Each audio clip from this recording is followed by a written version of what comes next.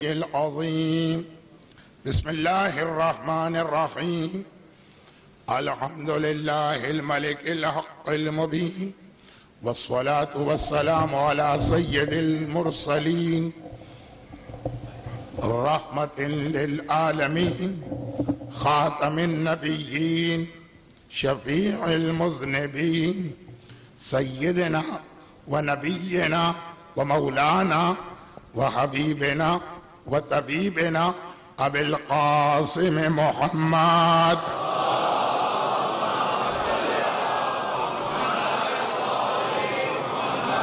وآله الطيبين الطاهرين المعصومين المظلومين المنتجبين الميامين، سيما على بقية الله في الأراضين وحجته على العالمين. اللهم أجل له الفرج. أما بعد، فقد قال الله عز وجل في كتابه الكريم: بسم الله الرحمن الرحيم. فلا وربك لا يؤمنون حتى يحكموك فيما شجر بينهم ثم لا يجدوا في أنفسهم حرجا مما قضيت ويسلموا تسليما.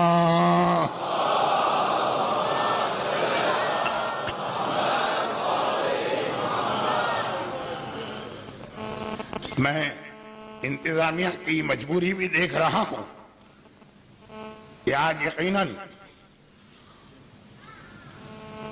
عزاداروں کی تعداد بہت زیادہ ہوگی، اور آپ حضرات کی مجبوری بھی دیکھ رہا ہوں کہ بظاہر عزاخانے کے اس ہال میں کم از کم آگے کے حصے میں کوئی جگہ نہیں ہے.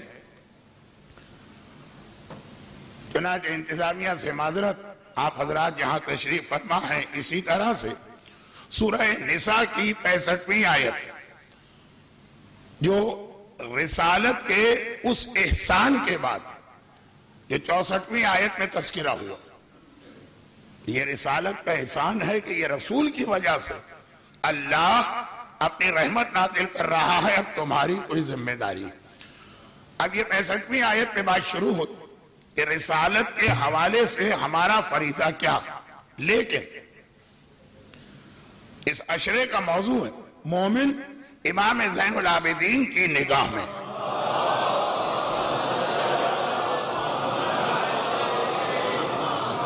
تو مسلسل احادیث، فرمان، واقعات، تاریخ چوتھے امام کے حوالے سے ہوگی، اور آج کی رات کو اس امام معصوم کی شہادت کی رات ہے، تو براہ راست آیت کے ترجمے کے بغیر کل رات جہاں تک بات پہنچی تھی وہیں سے ربط دے کے بات کو آگے بڑھایا جائے. ایک جملہ جو اتنا تو مجھے یاد ہے کہ کل میں نے بیان کیا تھا، اب یہ اس وقت یاد نہیں آ رہا کہ اس مجلس میں تھا کہ کسی اور مجلس میں، کیونکہ آج کل ایک سے زیادہ مجالس پڑھنا پڑ رہی. اگر یہاں کی مجلس میں بھی تھا تب بھی ربط ملانے کے لیے ایک دن پہلے کی مجلس کے آخری حصے کو تھوڑا سا دہرا دیا جاتا، اور وہ یہ کہ کوئی بھی اسلام کا فریضہ، واجب، حرام، ہر چیز کے لیے پہلی ذمہ داری یہ قرار پاتی کہ اس کی اہمیت کو سمجھو. چنانچہ ممبر پہ آنے والے واعظین اور خطبہ کی ایک ذمہ داری ہوتی، اور اس کے بعد واجب اور حرام کے حوالے سے دوسری ذمہ داری یہ ہوتی ہے کہ فوراً دوڑو نہیں، عمل کرنا ہے. تم نے قرآن کی آیت سنی، عمل کرنا ہے. تم نے امام کا فرمان سنا، حرام سے اپنے آپ کو بچانا ہے. تم نے حکم خدا سنا، لیکن جب عمل کا موقع آئے تو ابھی ٹھہرنا ہے، اور پہلے طریقہ کار معلوم کرنا، تفصیلات معلوم کرنا. اب بہت مختصر جو میں نے کل مثال دی کہ چلیں نماز تو لوگوں کو معلوم ہوتی، لیکن بہت سے لوگ ابھی تک ایسے ہیں جنہیں تیمم کا طریقہ نہیں پتا. اب انہوں نے مجلس میں، کسی تقریر میں، کسی خطبہ جمعہ میں یہ سنا کہ فلاں فلاں موقع پہ تیمم واجب ہو جاتا. ہمارے یہاں خواتین کے لیے یہ مسئلہ زیادہ ہے. خواتین کے میک اپ میں کچھ ایسی چیزیں شامل ہو جاتی جس کی بنا پر پانی کھال تک نہیں پہنچتا, وہ وضو کر ہی نہیں سکتی. اب یہ عمل خود اپنی جگہ ایک الگ مسئلہ ہے کہ کیا اپنے بدن پر ایسی چیز کا لگانا جو وضو میں رکاوٹ بنے گی جائز ہے کہ نہیں, وہ الگ مسئلہ. لیکن ذمہ داری یہ بنی کہ تیمم کرنا. لیکن طریقہ کیا, پہلے یہ معلوم کرو اور اس کے بعد تیمم ہوگا. اگر آپ نے یہ سنا اور آج کل آپ بار بار سن رہے ہوں گے کہ روزی اور روزگار کے لیے بہترین جو عمل قرار دیا گیا, شیخ عباس قمی نے مفاتیح الجنان میں اپنے الفاظ میں یہ لکھا کہ جسے یہ عمل مل جائے سمجھے اسے کبریت احمر, ریڈ سلفر, سرخ گندھک جو دنیا میں بہت کم ہوتی ہے, جیسے آج کل شاید یورنیم, وہ مل گئی. یہ اتنا اہم عمل, نماز جعفر طیار. اب آپ نے سن لیا, واقعات بھی سنے کہ اس سے لوگوں کو فائدہ کتنا. اب آپ دوڑ نہیں پڑیں گے نماز پڑھنے کے لیے کیونکہ آپ کو پتہ ہی نہیں نماز کیسے پڑھی جاتی. آپ پہلا سوال عمل بتانے والے سے پوچھیں گے کہ بھئی آپ نے اتنی فضیلت بتا دی نماز جعفر طیار کی. خود جعفر طیار ہی کی فضیلت اتنی زیادہ ہے کہ اگر ادھر گیا تو یہ پورا عشرہ جعفر طیار اور ان کے خاندان کے حوالے سے ہو جائے گا. لیکن خالی یہ نماز ایک تحفہ جو جعفر طیار کے ذریعے سے ملا, بلکہ اس نماز کا دوسرا نام ہی ہے الصلاۃ الحبوہ, تحفے والی نماز, گفٹ. نماز کا نام ہی ہے گفٹ والی نماز. لیکن آپ نہیں پڑھیں گے چاہے اس کے کتنے ہی فضائل اور کتنے ہی فائدے کیوں نہ بتائے جائیں, کیونکہ پڑھ ہی نہیں سکتے. طریقہ معلوم ہونا چاہیے. ابھی بھی اسٹل اتنے رائج ہونے کے بعد کچھ ایسے لوگ ہیں کہ جب اعلان ہوتا کہ فلاں کا انتقال ہو گیا نماز وحشت قبر پڑھیں, پوچھتے ہیں کہ طریقہ تو بتائیے. تقریباً 70-80% مومنین کو طریقہ معلوم ہو چکا, لیکن پھر بھی جنہیں نہیں معلوم وہ نماز پڑھنے دوڑیں گے نہیں. زمانے کے امام کی ایک نماز ہے امام زمانہ, بڑی تاکید آئی. کہا کہ غیبت میں مومن کی یہ 4-5 ذمہ داریاں خاص اپنے امام کے حوالے سے. دعائے عہد کم از کم 40 دن پڑھ لے. یہ سمجھئے کہ دواؤں کا ایک کورس ہوتا کہ بھئی اینٹی بائیوٹک 5 دن لینا. دعائے عہد امام سے باندھے جانے والے اس عہد کا نام ہے جس کا کورس ہے 40 دن. اب یہ بہت سے لوگ یہ کورس کمپلیٹ کر چکے, اس کے دہرانے میں کوئی حرج نہیں, لیکن 40 دن. یا دعائے ندبہ, تاکہ یہ غیبت میں امام سے تمہارے رشتے کو مستحکم کرنے والے 4-5 عمل. یا ماہ رمضان میں دعائے افتتاح, یا روزانہ کم از کم 1 مرتبہ دعائے سلامتی ہے امام زمانہ, اور ان میں ایک ہے کہ ہر شب جمعہ دعائے نماز امام زمانہ. اب یہ کہا کہ مومن کی ایک پہچان یہ کہ وہ غیبت میں اپنے رشتے کو امام سے کٹنے نہیں دیتا. یہ جملے کا ایک مفہوم بھی ہے, انگریزی کا ایک محاورہ ہے, out of sight out of mind. Urdu میں آنکھ اوجھل پہاڑ اوجھل. جو چیز سامنے سے ہٹ جائے آدمی آہستہ آہستہ اسے بھولنے لگتا. یہ اس عزاداری اور صفِ عزا کا ایک اعجاز یہ بھی ہے کہ ہم کوئی چیز بھولنے نہیں پاتے ہیں. کیسے بھولیں؟ یہ عزاداری, حسین کی قربانی, اسلام کی ہر چیز ہر وقت ہمیں یاد دلاتی رہے. یہ دونوں جملے آج کی رات کے موضوع کے تحت ہے, امام زمانہ بھی اور عزاداری بھی, کیونکہ سید سجاد کی سیرت میں یہ 2 چیزیں اتنی اہم ہیں کہ آج اس تمہید کے بعد انہی کو لے کے آگے بڑھنا ہے. میں کچھ لوگوں کے چہرے پر حیرت کے آثار دیکھ رہا تھا کہ کیا مولانا یہ بھول گئے کہ آج کی رات شب شہادت ہے. نہیں, مجھے یاد ہے اور میں اسی کی تیاری کر رہا, لیکن اپنی جگہ یہ تمہید خود بہت اہم ہے. تو وہ بات یہ ہوئی کہ یہ رشتہ جو ہے امام سے غیبت کی وجہ سے کمزور نہ پڑنے پائے، تو یہ 4-5 عمل بتا دیے جن میں باقی چیزیں تو سمجھ میں آ گئی. دعائے ندبہ، دعائے سلامتی ہے امام سے اس بچے کو بھی یاد ہو چکی، لیکن نماز امام زمانہ کیا ہر نئے آدمی پوچھے گا. تو یہ جو ایک مزاج ہے، ایک طریقہ ہے بالکل ٹھیک، یہ طریقہ ہم ہر جگہ چلاتے ہیں سوائے اس فریضے کے جو کل کی مجلس کے آخر میں آیا، امر بالمعروف نہی عن المنکر. چوتھے امام کی وہ حدیث کہ جہاں ایک طرف باپ اور ماں والدین ان کا اتنا احترام بتا رہے ہیں، دوسری جانب یہ بتا رہے ہیں دین خدا کے مسئلے میں پھر کسی سے کمپرومائز نہیں ہوگا. باپ بھی غلطی کر رہا ہے تو امر بالمعروف کرنا، ماں بھی غلطی کر رہی ہے امر بالمعروف کرنا. مولا کا ایک جملہ تو مشہور ہے جو نہج البلاغہ میں لا طاعت المخلوق فی معصیت الخالق، کہ جب اللہ کی نافرمانی ہو تو مخلوقات میں سے کسی کی اطاعت نہیں کی جائے گی، چاہے وہ باپ ہو یا وہ ماں ہو، ایسا اگر کوئی حکم دے دے. اور آقا حسین کا بھی مشہور جملہ خوارزمی نے اپنے مقتل میں لکھا کہ جب گورنر مدینہ نے آقا سے بیعت مانگی یزید کی تو باقی جو ارشادات تھے وہ اپنی جگہ، لیکن اس میں ایک جملہ آقا نے یہ کہا تھا یہ بیعت ہرگز نہیں ہوگی، حکم خدا کے یہ خلاف ہے اور خدا کی مخالفت کرتے ہوئے کسی بھی مخلوق کو راضی یا خوش نہیں کیا جائے گا. یہی جملہ سجاد کا بھی سلسلہ چل رہا ہے معصومین کا.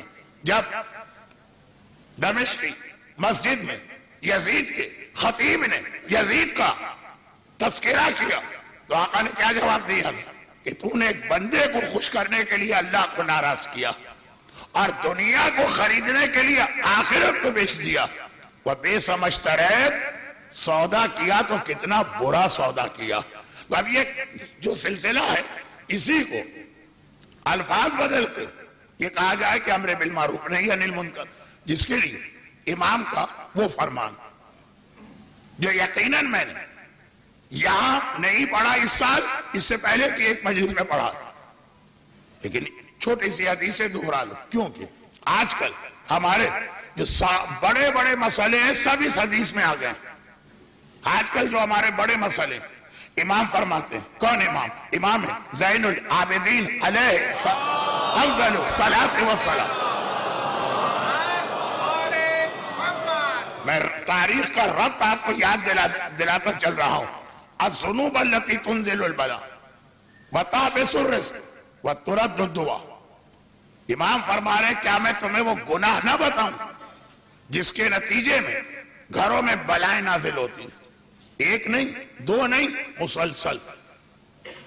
کیا میں تمہیں وہ گناہ نہ بتاؤں جس کے نتیجے میں دعائیں ٹھکرا دی جاتی ہیں؟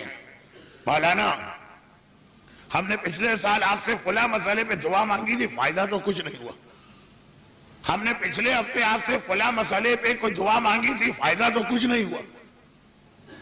جیسے دوا ہے، خالی طبیب کا دوا دے دینا کافی نہیں، وہ آپ سے مطالبہ بھی کرے گا کہ اس کے ساتھ ان چیزوں سے اپنے آپ کو بچاؤ. تو امام فرماتے ہیں کہ وہ گناہ جس کے نتیجے میں دعا رد کر دی جاتی ہے، منہ پہ مار دی جاتی ہے، نہیں چاہیے اللہ کو تمہاری دعا. وتعبس الرزق، جو آج سب سے بڑا مسئلہ، اور روزی تنگ کر دی جاتی ہے، روزی کم کر لی جاتی ہے. امام فرما رہے کچھ گناہ ہیں ایسے جن کا یہ نتیجہ نکلتا ہے، جب تک کہ اپنے آپ کو ان سے نہیں بچاؤ گے نہ کوئی عمل کام آئے گا، نہ کوئی قرآنی وظیفہ کام آئے گا. اور یہی آج کے سب سے بڑے مسئلے، دعائیں کر رہے ہیں قبول نہیں ہو رہے، روزی کے لیے سر پیر سے کوشش کر رہے ہیں، اتنا بھی نہیں مل رہا کہ عزت و آبرو کے ساتھ گھر والوں کو روٹی چٹنی کھلا سکے. اور اس کے علاوہ یکے بعد دیگرے بری خبریں آتی رہتی ہیں، بلائیں آتی رہتی ہیں، کبھی یہ مسئلہ کبھی وہ مسئلہ کبھی وہ مسئلہ. امام فرماتے ہیں اس کی وجہ تو دیکھو نا. کس وجہ سے یہ ہے جو بہت ہی ایک عوامی زبان سے یہ محاورہ کہا جاتا، کنویں میں سے ہزاروں ڈول نکال لو، جب تک کہ اس مرے ہوئے کتے کو نہیں نکالو گے پاک نہیں ہوگا. تو جب تک کہ یہ گناہ ہو، یہ گناہ سے اپنے آپ کو نہیں بچاؤ گے. مولا اور سننے والے ایک مجھ جیسے طالب علم سے کوئی تھوڑی سن رہے ہیں، امام معصوم سے سن رہے ہیں، گھبرا گئے. مولا وہ کون سے گناہ؟ کہا ترک اعانت المظلوم و ترک الامر بالمعروف. یہ دو گناہ ہیں جس کی یہ سزا دنیاوی اعتبار سے ملتی ہے، دعا نہیں قبول ہوگی. ساری رات مصلی پر بیٹھے رہو، ہزار دانے کی تسبیح پہ ذکر خدا کرتے رہو، اور روزی روز بروز کم کی جائے گی، حبس قید کم. ایک ترک اعانت المظلوم، مظلوم تمہارے سامنے اور تم اس کی مدد کو چھوڑ کے آگے بڑھ جاؤ. مظلوم خالی اس کو نہیں کہتے جس کے سر پہ ننگی تلوار ہو، وہ بہو بھی مظلوم ہے کہ ساتھ ظلم کر رہی ہے، خاندان والے اپنے فائدے کی وجہ سے خاموش ہے کہ ہم کیوں تعلقات بگاڑ. وہ بھائی بھی مظلوم ہے کہ دوسرا بھائی اس کا حق مار کے بیٹھ رہا اور اب خاموش ہے کہ بھائی بھائیوں کا مسئلہ، کسی ایک کے حق میں بولیں گے تو ہمارے ریلیشنز بگڑ جائیں گے. مظلوم ہم اتنا اوپر جا کے ڈھونڈتے ہیں ظالم اور مظلوم کو کہ اپنے اطراف میں بکھرے ہوئے وہ ظالم و مظلوم جن کی مدد ہم پر پہلے واجب ہے وہ ہم بھول ہی جاتے ہیں. جیسے انگریزی کا ایک محاورہ جب کوئی آدمی ہاتھی کے شکار کے لیے نکلتا تو خرگوش تو اس کو نظر بھی نہیں آتے، جو چاروں طرف پھدکتے پھر رہے، پھدکتے چاروں طرف نظر بھی نہیں آتے، کیونکہ فوکس اس نے اتنا بڑا رکھا. ہم یزید بہت بڑا ظالم تھا، وہ ہے ظالم، وہ فلاں لوگ مظلوم ہے جن کی گردن پہ تلوار. ارے وہ یقیناً بڑا ظالم ہے. ایسے کتنے چھوٹے ظالم تمہارے خاندان میں ہوں گے، تمہارے بزنس پارٹنر میں ہوں گے، تمہارے دوستوں کے حلقے میں ہوں گے، تمہارے چاروں طرف ہوں گے.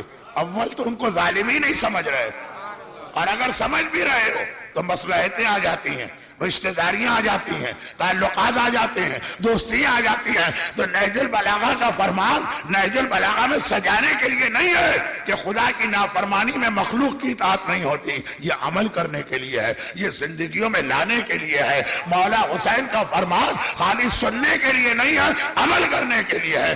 درود بھیجے محمد والے محمد.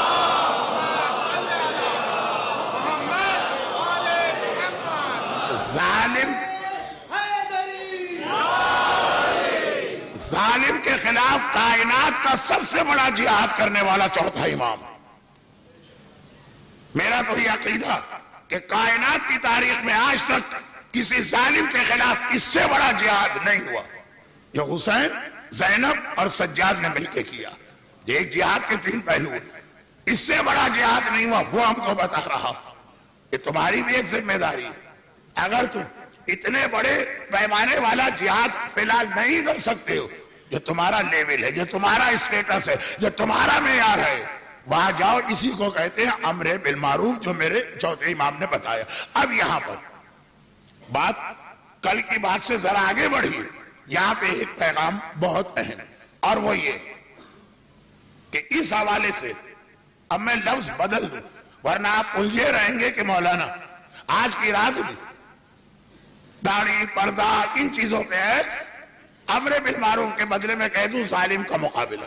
میں نے بتا دیا کہ بھائی بھی ظالم ہو سکتا ہے، میں نے بتا دیا بیوی بھی ظالم ہو سکتی ہے، میں نے بتا دیا مسجد میں ہمارے برابر آ کے بیٹھنے والا بھی ظالم ہو سکتا ہے، میں نے بتا دیا ماں بھی ظالمہ ہو سکتی ہے. تو اب ظالم کا مقابلہ کہ یہ اگر یہ لفظ میں استعمال کروں تو ذرا آپ کو اطمینان رہے گا کہ آج چوتھے امام کا جہاد ہی بیان کیا جا رہا. ظالم کا مقابلہ، اس میں 2 باتیں. پہلی بات وہ یہ ہے کہ ظالم ہمیشہ ذرا طاقتور ہوتا اور مومن ہمیشہ اپنے آپ کو کمزور سمجھتا. اب جہاں بات آ رہی ہے ظالم کے مقابلے کی، آپ گھر میں دیکھ لیجیے، جو دیندار بھائی ہوگا وہ کمزور ہوگا، جو بے دین بھائی ہوگا بدتمیز، منہ پھٹ، ذرا سی بات پہ سینے پلٹ کے گریبان چاہ کر کے لڑنے والا. بے دین ہمیشہ جسور ہوتا ہے، بے دین ہمیشہ بدتمیز ہوتا ہے، بے دین کے پاس جب خوف خدا نہیں ہے تو ہمارا آپ کا کیا احترام کرے گا؟ ظالم یعنی مظلوم وہ بیچارہ اپنے آپ کو کمزور محسوس کرتا، کیسے مقابلہ کرے؟ یہ طاقت جہاں پہ مظلوم ظالم کے سامنے کھڑے ہو. اب میں کربلا کی جہاد کی بات نہیں کر رہا، وہ ہمارے آپ کے بس سے باہر. میں تو اپنے لیول کی طاقت کہاں سے آئے؟ بہت اہم فریضہ جس کا نام بھی میں ممبر سے لوں گا. آپ میں سے بہت سے کہیں گے یہ کوئی مجلس کا موضوع ہے، مگر آج کے امام معصوم جس کی آج شہادت، وہ جو طاقت مظلوم کو ملتی ہے اس طاقت کا نام ہے نماز. نماز خالی نعوذ باللہ ٹکرے مارنے کا نام نہیں، نماز معاذ اللہ خالی ایک روٹین عبادت کا نام نہیں. نماز وہ انرجی کا ڈرنک ہے کہ جس وقت آپ پیتے ہیں اگر صحیح نماز پڑھی جائے تو آدمی کے بدن میں اتنی طاقت ہوتی ہے. جس نے نماز کے شروع میں بھی کہہ دیا اور آخر میں بھی کہہ دیا اللہ اکبر، سب سے بڑا اللہ ہے، اب بچا کون کے جس سے ڈرا جائے، بچا کون کے جس سے گھبرایا جائے.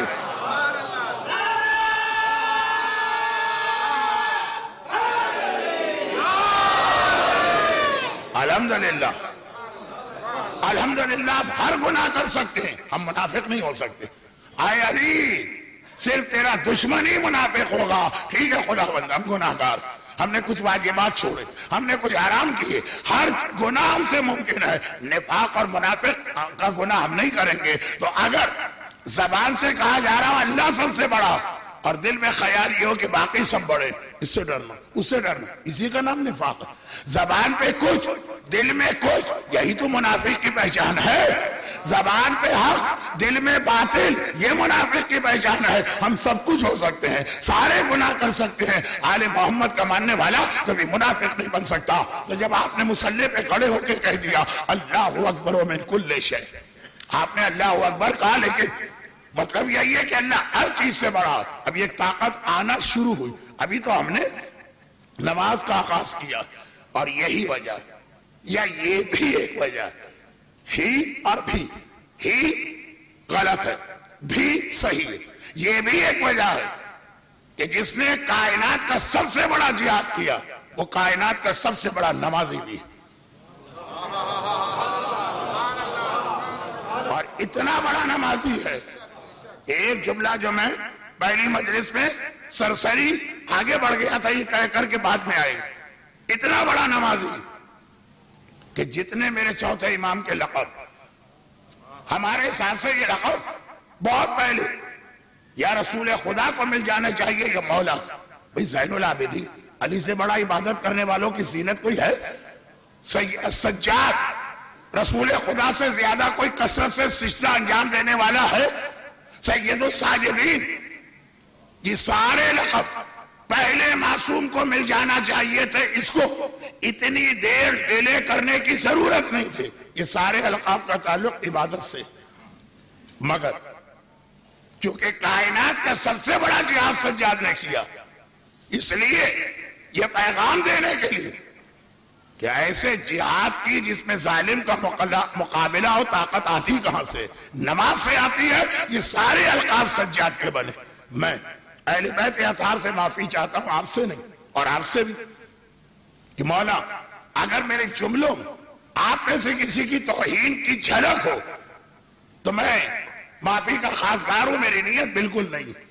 اور وہ یہ جملہ میں نے کس چیز کی وضاحت کے لیے کہا؟ دیکھیے، نماز کے بھی دو طریقے ہیں. گھر میں نماز پڑھنا، ایئر کنڈیشن چل رہا اور نماز پڑھنا، اتنا موٹا قالین بچھا ہوا ہو کہ اس پہ کھڑے ہونے اور بیٹھنے میں مزہ آئے، وہاں پہ نماز پڑھنا. پیٹ اچھی طرح سے بھرا ہوا ہے، 2 ڈکارے لے کے آئے پھر ہم نے نماز پڑھی، وہ نماز پڑھنا. پیاس اچھی طرح سے بجھی ہوئی ہے پھر نماز پڑھنا. یہ بھی ایک بہت بڑی بات، کیونکہ شیطان تو کسی نمازی کی کوئی نماز برداشت نہیں کرے گا. یہ بھی ایک بڑی بات. لیکن اگر جلتے خیمے ہو، 18 لاشیں ہو، اہل حرم خاندان کی خواتین کی چادریں چھن چکی ہو، ننھے بچے تماچے کھا چکے ہوں، بیویاں کوڑے کھا چکی ہوں، اور اس کے اندر جلتی ریتی پہ پیشانی رکھ کے کہنا سبحان ربی العالی و بحمدہ، پاک ہے میرا پروردگار، ساری تعریفیں میں اس کی کرتا ہوں۔ مولا سجاد، آخر خدا کی یہ تعریف آپ کس بات پہ کر رہے ہیں؟ آپ کو تو آگ ملی، آپ کو تو کوڑے ملے، آپ کے بچوں کو تو تماچے ملے، ہمارا پیٹ بھرا ہوتا، ہمارے پاس ایک مکان بھی ہے، ہمارے گھر میں روٹی بھی آ رہی ہے، پھر بھی ہر وقت اللہ سے کمپلین، پھر بھی ہر وقت اللہ سے شکایت، اسے یہ کیوں دیا، ہمیں کیوں نہ دیا؟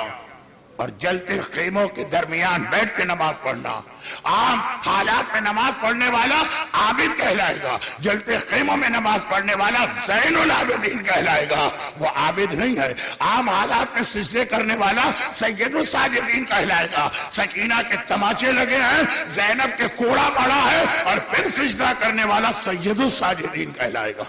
آقا سجاد کی عبادت ایسے حالات میں آئی کہ ایسے حالات تو مولا علی کے لیے بھی نہ بنے، ایسے حالات تو اللہ کے رسول کے لیے بھی نہ بنے، ایسے حالات تو آقا حسن کے لیے بھی نہ بنے، اس لیے یہ زین العابدین بنا، اس لیے یہ سید الساجدین بنا، اس لیے یہ سجاد بنا، اور یہ نماز اس طرح سجاد نے سکھائی۔ بھئی کل ایک جملہ میں نے کنیز کا، غلام اور کنیز کا ایک جملہ بتایا، کھانا نہیں پکایا، بستر نہیں بچھایا، وہ کل کا جملہ تھا، تاریخ۔ اب یہ نماز کے حوالے سے دو بڑے اہم پیغام، اور پھر میں دوسرے حصے پہ جاتا ہوں تقریر کے۔ نماز کے حوالے سے بڑا اہم پیغام، نماز کیوں پڑھی جائے؟ کیا اللہ کو ہمارے سجدوں کی ضرورت؟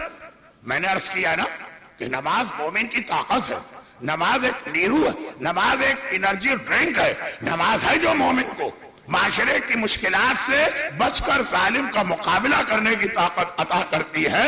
مگر میرے مظلوم آقا نے نماز کے دو بڑے فائدے اور بتائے، جن میں سے پہلا والا فائدہ، سارا مجمع ٹھنڈا ہو جائے گا مجھے پتا، 40 سال سے مجالس پڑھ رہا ہوں، مجھے معلوم کہ مجمع کو جوش کس طرح دلایا جاتا اور مجمع کو ٹھنڈا کس طرح کیا جاتا، لیکن چونکہ کل سے میرا موضوع براہ راست مومن کی خصوصیات، صفات مولا کی نگاہ میں براہ راست ہوگا، تو یہ پہلی چیز اس میں بہت زیادہ آئے گی۔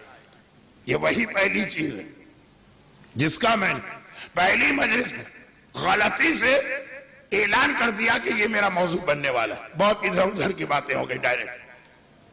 تاریخ میں یہ لکھا کہ آقا سجاد کے گھر کے باغ میں کھجور کے 500 درخت تھے، اور ہر رات ہر درخت کے نیچے 2 رکعت نماز میرا مظلوم آقا پڑھا کرتا تھا۔ 1000 رکعت نماز اندازے سے نہیں، 500 کھجور کے درخت۔ اللہ آپ کو مدینہ منورہ کی زیارات میں باغ سلمان کی طرف لے جائے، یہ باغ وہاں پہ تھا، اب نہیں ہے لیکن لوکیشن کچھ ایک آدھ درخت، یہ باغ وہاں پہ تھا۔ مگر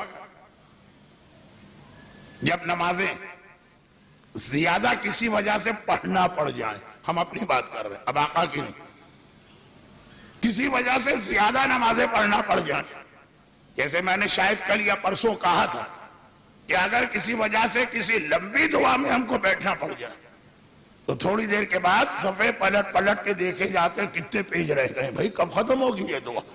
اسی طرح اگر کسی وجہ سے نمازیں زیادہ پڑھنا پڑ جائے، اب نمازوں سے توجہ ہٹنے لگتی ہے، آپ نمازیں بہت جلدی پڑھ، بھئی حالات ایسے، زیارت پہ گئے مسجد کوفہ میں، آپ کو یہ 14 15 16 نمازیں پڑھنا ہی پڑھنا، مسجد سہلہ میں گئے یہ نمازیں پڑھنا ہی پڑھنا، کچھ چوائس نہیں۔ اب آدمی جلدی 1000 رکعت نماز پڑھنے والا نماز پڑھتا کس طرح؟ دادا کی نماز ہم نے سنی کہ حالت نماز میں پاؤں سے تیر کھینچو تو پتہ نہ چلے، اور پوتے کی یہ نماز ہم نے دیکھی، دادا سے کسی نے یہ نہیں پوچھا کہ آپ ایسی نماز کس طرح پڑھ پاتے ہیں، پوتے سے پوچھا اور وہ جواب آپ تک پہنچانا۔ نماز پڑھ رہے ہیں، گھر میں آگ لگ گئی، آگ اور بڑی تیزی سے یہ آگ بھڑکتی جا رہی ہے۔ پرانے زمانے کے مکانات میں لکڑی کا استعمال بہت ہوتا تھا، آج بھی مغربی دنیا کے مکانات اکثر لکڑی کے ہیں۔ پوری مسجد النبوی لکڑی کی بنی تھی۔ یہ جو مسجد النبوی ہے اس پہ کتنی مرتبہ آگ لگ چکی تھی، تو خیر آگ بڑھتی جا رہی ہے۔ گھبرا کے لوگ، گھر والے لوگ سے مطلب مکان میں کون، باہر کے لوگ کوئی چھوڑی، گھر والے بلبلاتے ہوئے باہر نکلے، بچے پریشان، خواتین فریاد کرتی ہوئی، جو گھر کے اندر مرد ہیں سب غلام کنیز، ادھر سے پانی ادھر سے پانی ادھر سے پانی چھڑکا گیا، آگ بجھ گئی۔ میرا مظلوم آقا سجاد مصلی پہ کھڑا نماز پڑھ رہا تھا، نماز ہوتی رہی، نماز ختم ہوئی۔ گھر والے آئے، ایک مرتبہ دیکھا کہ امام حالت نماز میں آئے اسی طرح سے۔ اب حیران ہو گئی یہ لوگ، ایک مولا کی نماز میں شاگرد، صحابی، کزن سمجھی، 4 رشتے تھے مولا سے عبداللہ ابن عباس کے، شاگرد بھی تھے، مولا کے صحابی بھی تھے، مولا کے فرسٹ کزن بھی تھے، ابو طالب کے بھائی عباس کے بیٹے، اور مولا کے سمدھی بھی تھے، انہی کی بیٹی لبابہ علمدار کربلا عباس علمدار کی بیوی تھی، 4 رشتے۔ پھر بھی وہ صفین کے میدان میں علی کی وہ نماز دیکھ کے حیران ہو گئے کہ ادھر وقت مغرب آیا، برستے تیروں میں میرا مولا گھوڑے سے اتر کے زمین پہ کھڑا ہو کے نماز پڑھ رہا، اور ایک یہ نماز، وہ علی ابن ابی طالب، یہ علی ابن الحسین، وہ بڑا علی، یہ چھوٹا علی، وہ دادا علی، یہ پوتا علی، لوگ حیران ہو گئے۔ گھر والے، باہر والے نہیں، گھر والے جو دن رات امام کی نمازیں دیکھتے ہیں۔ یہ بات آپ کو بہت چھوٹی لگے گی، لیکن پھر بھی امام کا فرمان ہے، میں تو پڑھوں گا۔ گھر والے قریب آئے، نماز ختم ہوئی، السلام علیکم ورحمت اللہ وبرکاتہ، اور امام نے چاروں طرف دیکھا، ارے دروازہ کیسے جلا، دیوار کیسے جلی، کھڑکی کیسے جلی؟ گھر والوں کی حیرت ڈبل ہو گئی۔ پہلے تو سمجھ رہے تھے کہ آگ لگ گئی، مگر امام نماز نہیں چھوڑنا چاہتے، اب تو یہ لگا کہ امام کو اس آگ کی خبر بھی نہ ہوئی۔ گھبرا کے کہا، مولا اتنی زبردست آگ، سارا گھر بیچے، آپ کو اطلاع بھی نہ ملی؟ امام نے کہا نہیں، میں تو نماز میں تھا۔ نماز میں امام اس دنیا میں نہیں ہوتا، اس دنیا میں ہوتا۔ اور یہی اس سوال کا جواب ہے جو فخر الدین رازی نے آیہ ولایت پر ایک بڑا اعتراض کیا، اپنے حساب سے، اپنے خیال میں بہت بڑا اعتراض کیا۔ آیہ ولایت یاد ہے نا، انما ولیکم اللہ ورسولہ والذین آمنوا الذین یقیمون الصلاۃ ویؤتون الزکاۃ وہم راکعون۔ دنیا کہتی ہے ولی اللہ ہے، اور اللہ کہتا ہے مجھے اکیلا ولی نہ کہنا، میں ولی، میرا رسول ولی ہے، اور وہ ولی ہے جو حالت رکوع میں زکوٰۃ دیتا ہے۔ قرآن کہہ رہا مجھے اکیلا ولی نہ کہنا، یعنی اللہ ولی ہے، لا الہ الا اللہ، رسول ولی ہے، محمد رسول اللہ، وہ ولی ہے جو حالت رکوع میں زکوٰۃ دے، یعنی علی ولی اللہ۔ یہ آیت نہیں ہے، یہ کلمہ ایمان ہے۔ مگر اعتراض فخر الدین رازی کا، اور یہ بھاری بھرکم شخصیت، کہ حالت رکوع میں زکوٰۃ والی روایت خلاف عقل ہے، اور کوئی جا کر ان لوگوں کو یہ سمجھائے، ہم لوگوں یا یہ مانو یا وہ مانو، دونوں ایک ساتھ تو نہیں ہو سکتے۔ کیا چیز؟ ایک طرف تم کہتے ہو تمہارے مولا کی نماز ایسی کہ پاؤں سے تیر کھینچو اور پتہ نہ چلے، یا تو کوئی یہ غلط ہے روایت۔ مولا بھی ہماری آپ کی طرح ہوتے، دنیا میں کیا ہو رہا ہے، فلاں کیا بات کر رہا ہے، ٹی وی پہ کیا آ رہا ہے، کون یہاں سے گزرا، نماز بھی ہے، سب کچھ چل رہا ہے، یا تو یہ کہو۔ اور اگر کہو کہ نہیں علی کی نماز ایسی ہے، تو یہ بتاؤ کہ انہوں نے وہ آواز سنی کیسے جو وکیل کی آواز تھی؟ اگر آواز سن رہے ہیں تو اس کا مطلب نماز میں وہ توجہ نہیں جو تم لوگ بتاتے ہو کہ تیر کھینچو اور پتہ نہ چلے۔ اور اگر علی نماز میں ایسے ہوتے ہیں کہ تیر بھی کھینچا جائے تو پتہ نہ چلے، تو یہ فقیر کی آواز اور اس کا سوال یہ سب کیسے سن لیا؟ کہا یا یہ مانو یا وہ مانو، دونوں ایک ساتھ تو نہیں ہو سکتے۔ اب بظاہر بڑے بھاری بھرکم انسان نے بڑا بھاری بھرکم پتھر لڑکا دیا کہ اس کے بعد تو یہ سب دب کے ہلاک ہو جائیں گے، مگر بات بہت آسان، بات بہت آسان۔ اگر انگوٹھی والی روایت ہی پر پوری پڑھ لیتا تو کم از کم اتنی شرم آ جاتی کہ ایسا اعتراض نہ کرتا۔ انگوٹھی والی روایت کیا؟ یہ نہیں ہے کہ سائل نے انگوٹھی مانگی اور علی نے دے دی، اس نے مسجد میں ہر ایک سے سوال کیا، بلکہ ایک طرح سے علی کے قریب تو آیا ہی نہیں کہ جو نماز پڑھ رہے ہیں۔ جب آدمی ایسا کوئی مرحلہ آتا ہے تو نمازی کو چھوڑ کے بات کرتا۔ سب سے سوال کیا، کسی نے نہیں دیا، نہیں دیا۔ آسمان کو دیکھا، خدا بندہ تیرے گھر میں آیا ہوں اور تیرے نام پہ مانگا اور خالی ہاتھ جا رہا ہوں۔ اب علی نے زکوٰۃ دی، کیا مطلب؟ وہ پہلی روایت بھی صحیح ہے کہ علی جب نماز پڑھتے ہیں تو علی دنیا کی خبر نہیں ہوتی کیونکہ اللہ کی بارگاہ میں ہوتے۔ سائل نے جب دنیا کی بات کی علی نے نہیں سنی، جب اللہ سے بات کی علی وہیں کھڑے تھے، علی وہیں کھڑے تھے۔ بس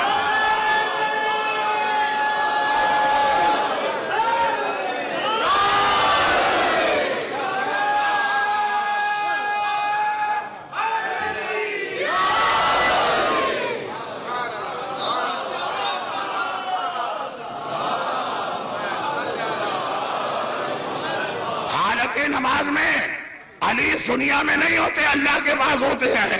جب اللہ سے بات کی جائے گی وہیں پہ علی کھڑے، تب بات سنی اور اسے زکوٰۃ عطا کی۔ تو یہ معصوم کی نماز کی خاصیت ہے۔ تو یہی جواب چوتھے امام نے دوسرے انداز سے دیا۔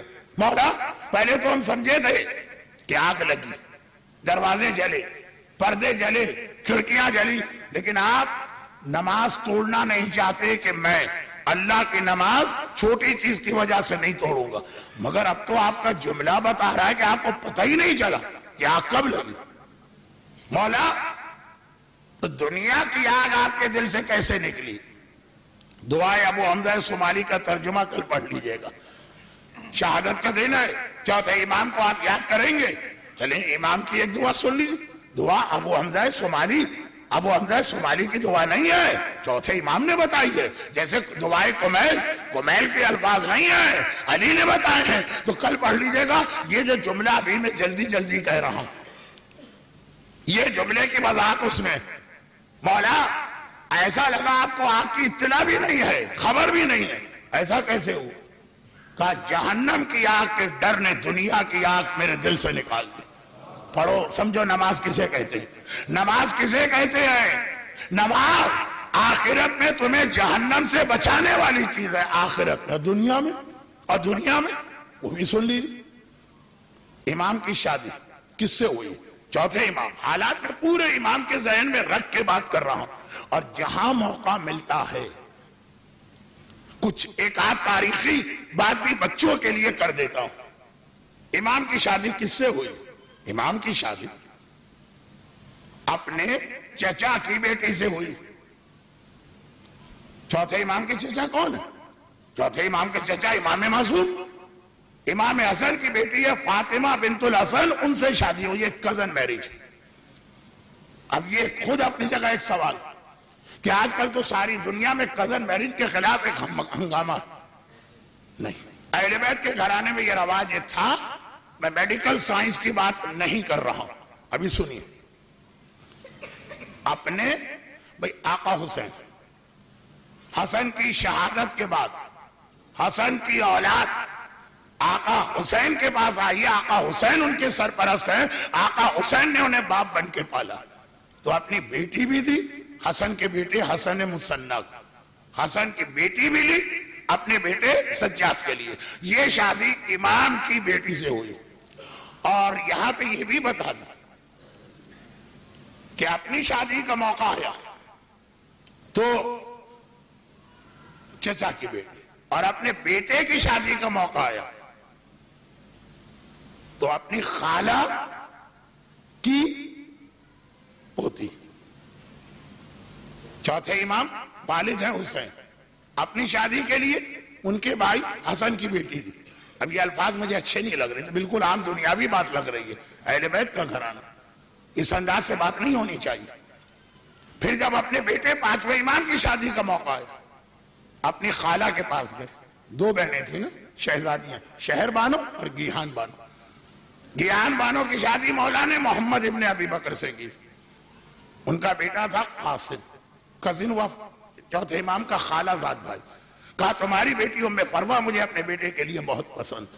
وہاں بھی اپنے فرسٹ کزن اپنی خالہ کے بیٹے قاسم سے ان کی بیٹی مانگی. پانچویں امام کی شادی ان ام فروہ سے ہوئی, کربلا والی نہیں. اور چھٹے امام پیدا ہوئے. کون چھٹے امام؟ کون چھٹے امام؟ یہ سوال میں نے کیوں کیا؟ یہ شاید پہلی مجلس کا ایک نامکمل جملہ جو آج بھی مکمل نہیں ہوگا, تھوڑا آگے بڑھے گا. کون چھٹے امام؟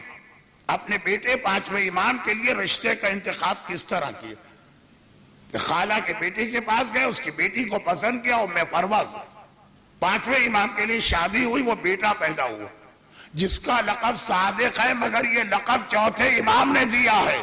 کہا میرا جو بیٹا پوتا پیدا ہوگا اسے صادق کہنا. اور وجہ بھی بتائی, وجہ کل یا پرسوں آئے گی.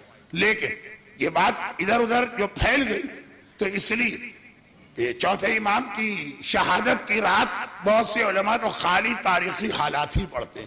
اس تاریخ کو پیدا ہوئے, پھر اس عمر میں شادی ہوئی, پھر اتنی اولادیں ہوئی. میرے پاس اتنا وقت بھی نہیں تھا اور اس مجمع کے لیے ضرورت بھی نہیں. دو باتیں آ گئی. اب آئیے جہاں سے بات شروع ہوئی تھی. چوتھے امام کی پہلی بیوی کون ہے؟ پہلی اس لیے کہیں کہ اسی حسینیہ زہرا کے منبر سے میں نے بھی کئی دفعہ بتایا, اور شاید اب مختار نامے کی سیریل میں بھی شاید آیا ہو. چوتھے امام کی دوسری شادی میرے علاقے سندھ کی ایک خاتون سے ہوئی. سندھ پاکستان کا ایک صوبہ, سندھ کی ایک خاتون تھی جو قیدی بنا کے مختار کے پاس لائی گئی تھی. مختار نے کہا یہ اتنی محترم خاتون ہے کہ اس وقت پورے عالم اسلام میں میرا آقا اور مولا ہی ان کا حقدار ہے, مدینہ بھجوایا. چوتھے امام نے شادی کی تھی, مگر ایک عجیب جملے کے ساتھ فرماتے ہیں کہ ایک رات کو تھوڑی دیر کے لیے میں سویا. 35 سال بستر نہیں بچھا, دن کو کھانا نہیں بنایا, لیکن میں نے عرض کر دیا تھا کہ اب اگر عید و بقرعید کا دن ہے جب روزہ حرام تو وہ الگ سے کہنے کی ضرورت نہیں ہے, وہ اس روایت سے خود ہی سمجھنے کے ایگزمپٹ. رات 2 منٹ 3 منٹ مصلی پر بیٹھے بیٹھے سو جانا. کبھی اللہ جان بوجھ کے نیند دیتا, یہ ایک رات تھوڑی دیر کے لیے سو. خواب میں خدیجہ طاہرہ کو دیکھا جو ہم میں سے ہر ایک کی ماں, ام المومنین, ام المومنات ہیں, معصومین کی ماں ہیں. آ کے چوتھے امام سے کہتی ہیں بیٹا ایک شادی تو نے کی ہے, تیرے بابا نے کی ہے, ایک شادی تیری میں کرنا چاہتی ہوں, اور میں نے تیری دلہن کا انتخاب کیا. یہ کہے کہ خاتون خواب میں نظر آئی. آنکھ کھلی, مصلی پہ بیٹھے, نماز کے درمیان 2 منٹ کا وقفہ لیا. آنکھ کھلی, دروازے پہ دستک ہو رہی, غلام سو چکے. امام نے کسی غلام کو نیند سے اٹھانا مناسب نہیں سمجھا, خود جا کے دروازہ کھولا. مختار کا قاصد کھڑا, خط اور حجاب میں لپٹی ہوئی ایک خاتون. خط میں ہے کہ مولا یہ ایسی شریف زادی اور ایسی محترم خاتون کہ آپ کے علاوہ کوئی حقدار نہیں. ابھی 1 منٹ پہلے خواب میں خدیجہ طاہرہ نے کہا تھا بیٹا تیری یہ شادی میں کرا رہی ہوں, دلہن کا انتخاب میں نے کیا. اور وہ خاتون اندر لے کے آئی, نکاح ہوا, اور جب دیکھا تو یہ وہی خاتون جو خدیجہ طاہرہ کا انتخاب بن کے خواب میں نظر آئی تھی. نبی کا خواب بھی وہی ہوتا ہے, امام کا خواب بھی حجت ہوتا ہے. چنانچہ انہی سے جناب زید پیدا ہوا. صحیفہ کاملہ ہم کو زید نے دی, وہ ایک الگ مسئلہ ہوا. تو اب بات کیا ہو رہی تھی کہ بیویاں کئی تھی. پہلی بیوی فاطمہ بنت حسن, اور وہ ماں ہے 5ویں امام کی. یہ تاریخ نہیں پڑھ رہا ہوں, یہ اپنے موضوع پہ ہوں. چوتھے امام اپنے گھر کے صحن میں نماز پڑھ رہے ہیں, باغ میں. 5ویں امام ایک باغ میں کھیلتے کھیلتے کنویں میں گر پڑے.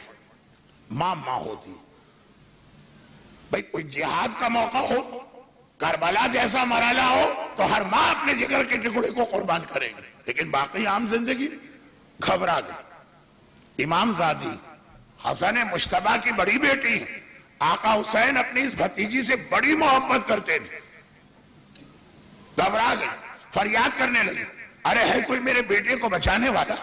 میرا بیٹا کنویں میں گر گیا، ارے کوئی ہے اسے نکالنے والا؟ وہاں تو خیر کون آئے، کیونکہ خود جب امام کی زوجہ موجود ہے تو نامحرم کا تو گزر ہی نہیں، کوئی عورت بھی نہیں آئی۔ چوتھے امام نماز پڑھتے رہے، نماز ختم کی، آگے بڑھے، ہاتھ بڑھائے، کنویں کا پانی بلند ہوا، بلند ہوا، بلند ہوا، بلند ہوا، بلند ہوا، یہاں تک کہ زمین کے لیول پہ آیا۔ دیکھا کہ پانچویں امام اتنے آرام سے اس پانی پہ بیٹھے ہوئے کھیل رہے ہیں کہ کیا اتنے آرام سے کوئی باغ میں یا زمین پہ بیٹھے گا؟ چوتھے امام نے ہاتھ بڑھا کے اپنے بیٹے کو اٹھایا، اپنی بیوی فاطمہ بنت اسد کے حوالے کیا، ایک جملہ کا، اے ضعیفۃ الیقین، کہ تم یقین میں امامت کی منزل پہ نہیں ہو، اگر آج میں اللہ کی عبادت میں نہ لگا رہتا اور اللہ کا حکم نہ مانتا تو بھلا اللہ میری مدد کیسے کرتا؟ میں نے اس کی بات مانی، اس نے میری بات مانی۔ کیا بتایا؟ پیغام سنیے، نماز کو معمولی نہ سمجھو، تمہارے سارے مسئلے یہ نماز حل کرنے والی ہے۔ تم اللہ کی بات مانو، پھر اللہ تمہاری باتیں ماننا شروع کرے گا۔ روزی دے، ملی، اولاد دے، ملی، صحت دے، ملی، کاروبار دے، ملی، اللہ کی بات مان کے تو دیکھو، پھر دیکھنا کس طرح سے اللہ تمہاری ایک ایک بات مانتا۔ یہ اہمیت ہے نماز۔ دوسرا، پہلے اور دوسری روایت کو ملائی۔ پہلی روایت میں بتایا نماز آخرت کے عذاب سے بچاتی ہے، دوسری روایت نے بتایا نماز دنیا کی مشکلات سے بچاتی ہے۔ جو دنیا میں بھی آپ کی مدد کرے، جو آخرت میں بھی آپ کی مدد کرے، اس عبادت کا نام ہے نماز، اور اسے انجام دینے والے کا نام ہے زین العابدین۔ اور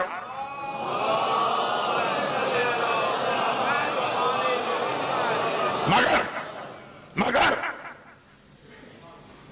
نماز تو کربلا میں لشکر یزید بھی پڑھ رہا تھا، اور کیا کہہ کے پڑھ رہا تھا؟ ارے جلدی جلدی حسین کو قتل کرو، عصر کا وقت فضیلت نکلا جا رہا۔ نماز وہ بھی پڑھتا تھا جو کوفے کا رہنے والا ایک آدمی لشکر یزید میں شامل تھا۔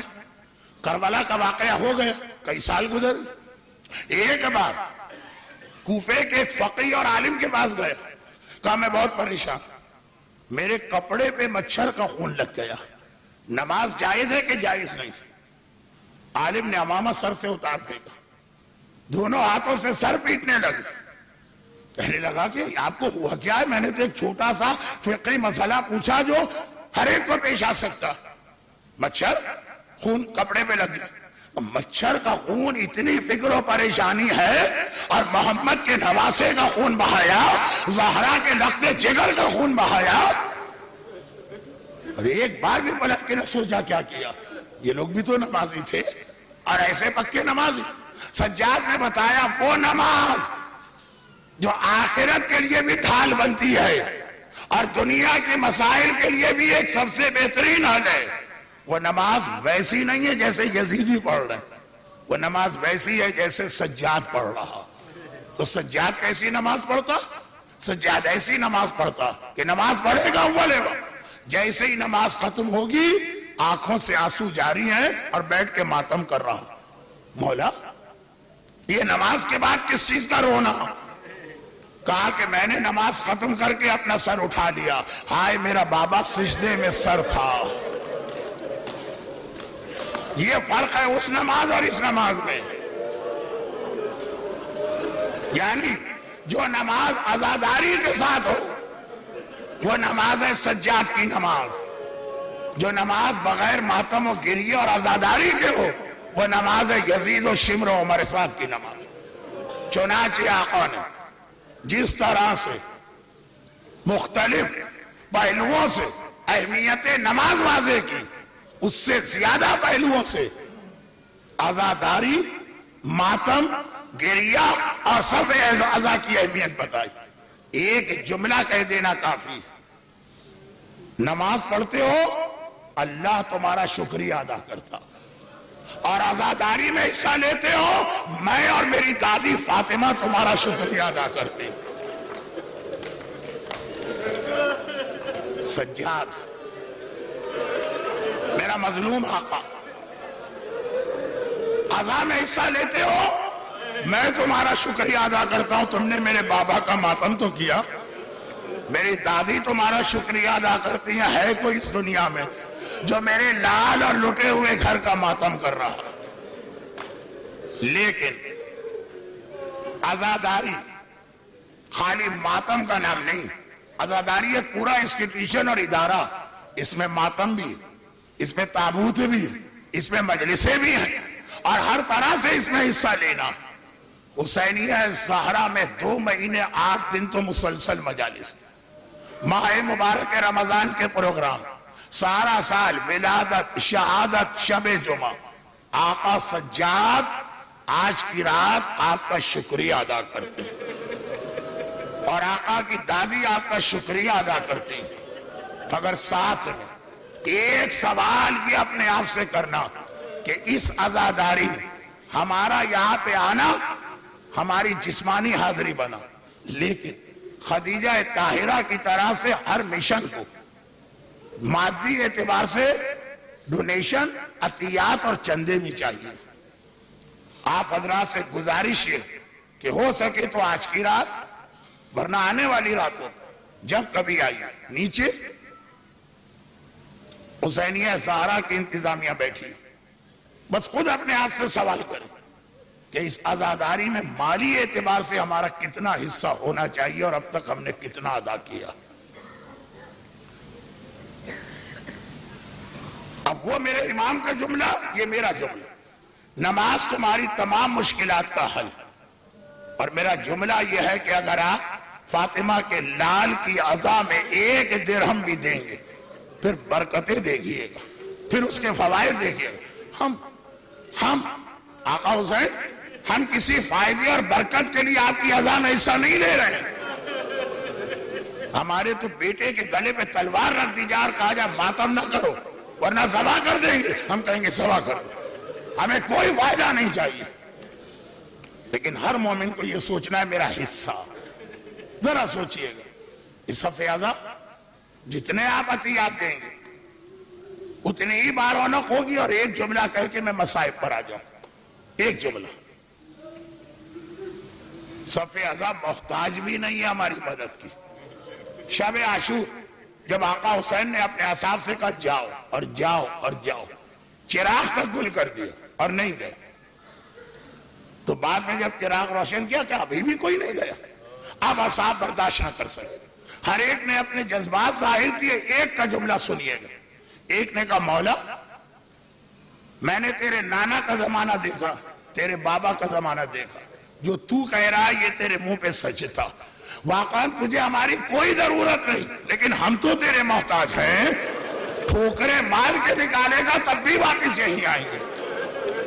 صف اعظم ہماری محتاج نہیں، ہم اس کے محتاج ہیں، ہمارا 5 درہم، ہمارا 10 درہم، ہمارا 100 درہم کتنی برکتیں لے کے آئے گا، ہم اس کے محتاج ہیں، یہ ہماری محتاج نہیں، کیونکہ جس صف اعظم کو فاطمہ نے بچھایا ہو وہ کسی کی محتاج نہیں، جس صف اعظم کو سجاد نے بنایا ہو وہ کسی کی محتاج نہیں۔ ساری زندگی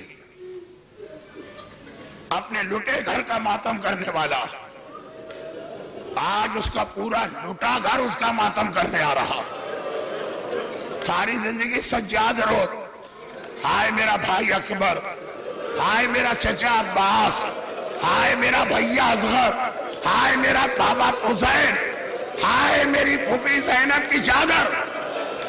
اور آج حسین اور زینب نے کہا ہوگا اکبر چلو، قاسم چلو، عباس چلو، آج مجھے اپنے اس لال کا ماتم کرنا ہے جس نے سارا سال میرا ماتم کیا، ساری زندگی، اور ایسا ماتم کیا آج جس کے ماتم میں پورا کربلا کا لشکر آ رہا ہے، سارے قیدی آ رہے کربلا کے قیدی، اس نے ایسا ماتم کیا، ایسا ماتم کیا۔ دنیا میں سخت ترین پیشہ قصائی کا ہوتا، اس کا دل جانور کاٹتے کاٹتے پتھر کا ہوتا. مگر مدینے کے قصائیوں سے بھی پوچھو، وہ بتائیں گے کہ کیسا ماتمی مدینے میں رہتا ہے. جب میرا آقا سجاد مدینے کے کسی بازار سے گزر جائے، قصائی جلدی جلدی دکان پہ پردے ڈالنے لگتے ہیں. کوئی دکان کھلی رہ گئی اور میرے مولا کے نگاہ ذبح شدہ جانور پہ پڑ گئی، جس کام سے جا رہے ہیں راستہ بدلا، اس دکان میں آ گئے. اے قصاب اتنا بتا دے، پانی پلا کے ذبح کیا تھا یا یہ جانور پیاسا تھا اور گلے پہ چھری پھیر دی؟ ہائے وہ ہاتھ جوڑ کر کہے، فرزند رسول آپ کے جد کی شریعت کو مانتا ہوں. 3 بار پانی رکھا، جب جانور نے منہ موڑا تب اس کے گلے پہ چھری چلائی. بس وہیں بازار مدینہ میں میرے آقا نے کربلا کا رخ کیا. السلام علیکہ یا ابا عبداللہ. بابا مدینے کا جانور بھی پیاسا ذبح نہیں ہوتا. ہائے میرا پیاسا بابا. قاتل کا خنجر چلا.